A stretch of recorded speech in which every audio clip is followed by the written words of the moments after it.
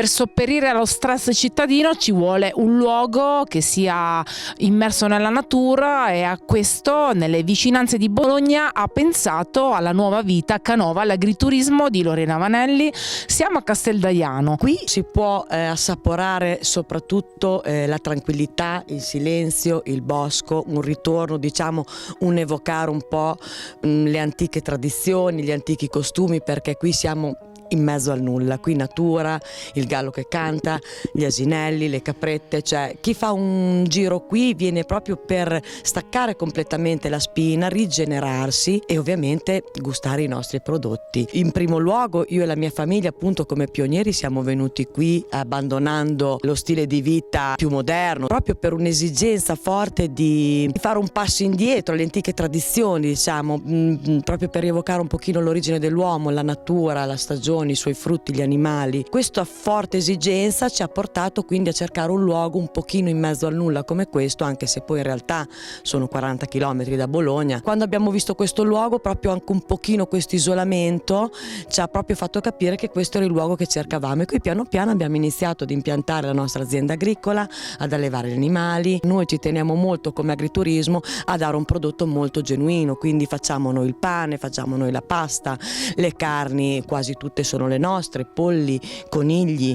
D'estate c'è il nostro rigoglioso orto che ci permette di dare comunque delle verdure freschissime, abbiamo una piantagione di piccoli frutti. Poi abbiamo impiantato queste erbe officinali perché a me piace molto la lavanda, quindi abbiamo molta lavanda, abbiamo del timo, della salvia, della menta col quale facciamo le tisane. Insomma, piano pianino ci stiamo strutturando per essere sempre più un agriturismo che offre sul tavolo un prodotto a chilometro zero, ecco.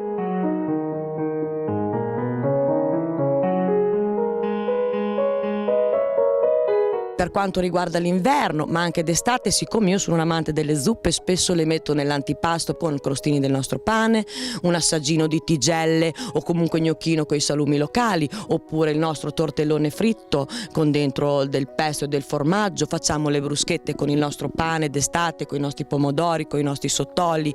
Gli antipasti sono sempre molto ricchi ed abbondanti perché alla nostra presentazione ci teniamo particolarmente che insomma, di aprire il pasto con un bel antipasto. Poi dopo noi generalmente facciamo scegliere fra 3 primi, dipende anche un po' dalla stagione, comunque spesso c'è un primo a base di funghi o di cacciagione, un tradizionale come ragù bolognese, però noi facciamo anche dei primi rivisitati in base, diciamo, alla stagionalità e alle verdure. Ad esempio il tortellone, siccome noi coltiviamo le patate, lo offriamo anche con ripieno di patate e mortadella per uscire un po' dal classico tortellone con la ricotta. Gnocchi di patate non mancano mai perché qui in questa zona di Casteldaiano siamo rinomati per le nostre patate, delle frittelline con pastella con le nostre verdure. C'è sempre anche comunque un tradizionale, un ragù bolognese, le carni, le grigliate sono locali assolutamente, di zona di Zocca, di Montese. I formaggi sono del caseificio qui a 2 passi da noi di Montalto, ricotte, formaggi, burro. Lorena, tutto questo menù porta ovviamente a voler rimanere anche per l'accoglienza, per il dormire. Questa struttura ci ha permesso di creare un bread and breakfast con 3 camere, un salottino comune, e per dare anche la possibilità comunque a chi viene dalla città, comunque si fa un po' di strada, di poter fermarsi una notte, 2 notti, fare anche un soggiorno.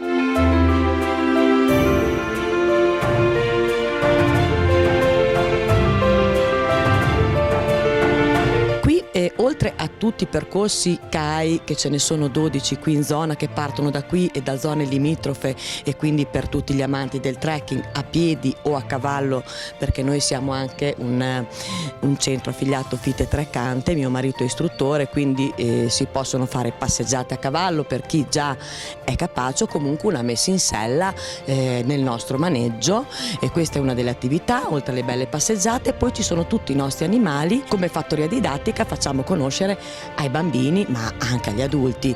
Abbiamo i nostri asinelli, Ciuffo, Fendi, le nostre caprette che sono 8, Fiocco, Heidi, Baby, volete tutti i nomi, Nocciolina, Carlotta, poi c'è Giulio, il caprone. Ce ne sono tantissimi, insomma, esatto. Impossibile ricordarli I tutti. nostri 3 cavalli, Joel, Pedro, Nevada, i nostri polli, i conigli. Ecco, questi sono, diciamo, gli animali che più affascinano i bambini. Poi abbiamo i nostri 5 gatti gatti, che anche quelli non scherzano, Zara, che come potete vedere è la mascotte ufficiale che segue tutti e fa compagnia.